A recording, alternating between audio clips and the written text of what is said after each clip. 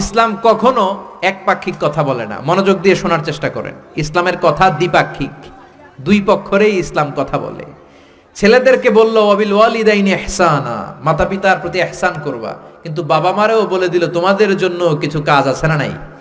বাবা মার 1 নম্বর দায়িত্ব, ছেলে হোক মেয়ে হোক, শুকরিয়া করবেন কার? আল্লাহ। 2 নম্বর দায়িত্ব, ছেলে হোক মেয়ে হোক কানের সামনে আজান দিবেন। 3 নম্বর দায়িত্ব, সপ্তম দিনে আকিকা দিবেন। কি ছেলে হলে 2টা খাসি, মেয়ে হলে 1টা খাসি সপ্তম দিনেই দিবেন। ওই দিনে নাম রাখতে হয়, সপ্তম দিনে সুন্দর একটা নাম রাখার দরকার আছে। রাডাই লক করবেন, ছোট্ট বাচ্চা 7 দিনে দেখবেন মাথার মধ্যে ছোট্ট ছোট্ট কিছু পশম আর চুল আছে না নাই, এগুলো ফেলে দিবেন, সুন্দর একটা নাম রাখবেন, ওই দিনে আকিকা দিবেন। ছেলের জীবনে বরকত ঢুকাইয়া দিবে কে? আল্লাহ। তারপরে 5 নাম্বার দায়িত্ব, ছেলে হোক মেয়ে হোক 2 বছর দুধ খাওয়ানোর দরকার আছে না নাই? টানা 2 বছর দুধ খাওয়াবেন। এরপরে ছেলে যখন আব্বু আব্বু বলে, আম্মু আম্মু বলে, তার হাতে কোরআন তুলে দেন। কি তুলে দেন? সবার আগে কোরআন, পরে অন্য জ্ঞান। Teach your children the Holi Quran, the Holi Quran will teach your children everything. আপনি আপনার ছেলেরে কোরআন শিখান, কোরআন আপনার ছেলেরে গোটা বিশ্ব শিখাই দিবে। চিল্লায় বলেন ঠিক কি না? এরপরে দায়িত্ব হচ্ছে হুব্বুহুম ওয়া কাদাউল ওয়াক্তি মাআহুম, তাদেরকে ভালোবাসবেন, তাদেরকে সময় দিবেন, নিয়ে বেড়াতে যাবেন, সময় দিবেন, সময় কাটাবেন। এরপরে বিশ্বনবী বললেন মুরু সিবিয়ানাকুম বিসসালাহ ওয়া হুম 7 সিনিন, 7 বছর হলে ছেলে মেয়েদেরকে নামাজের আদেশ দাও। 7 বছর হলে ছেলেরা নামাজের আদেশ দিবেন। 10 বছর হলে শাসন করে হলো নামাজে নেবেন, মসজিদে নেবেন। ঠিক কি না? আপনি 7 বছর থেকে যদি নামাজের অর্ডার করেন, 8, 9, 10 হওয়ার আগেই ছেলে পাক্কা নামাজি। ঠিক কি না? এরপরে জরুরি একটা মাসালা, মনোযোগ দিয়ে শোনেন। বিশ্বনবী বললেন ইদা বালাগাল আওলাদু 10 সিনিন ফাররিকু বাইনাহুম ফিল মাদাজি, ছেলে মেয়ের বয়স যখন 10 হয়ে যায় তাদের বিছানা আলাদা করে দাও।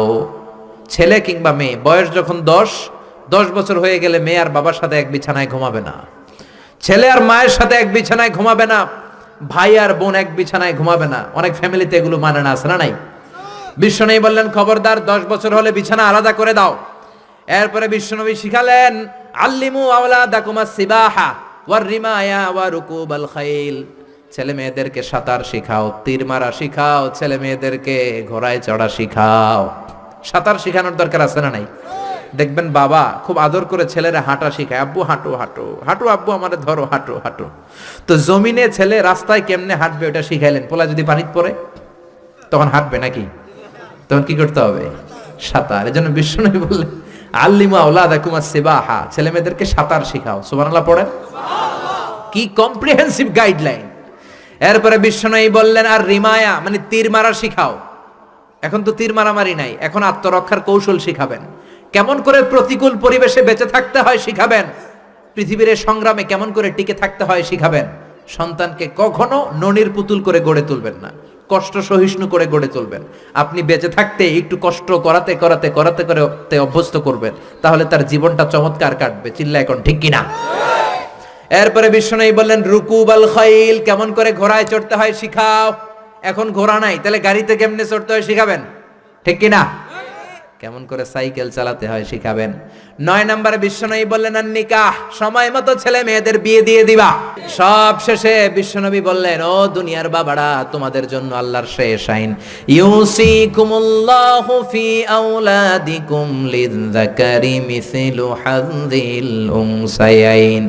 দুনিয়াতে বাবা যারা হয়েছো, মরার আগে উত্তরাধিকার সম্পদ বন্টনের সময় ছেলেরে যতটুকু দিবা মেয়েরে দিবা অর্ধেক। কার আইন?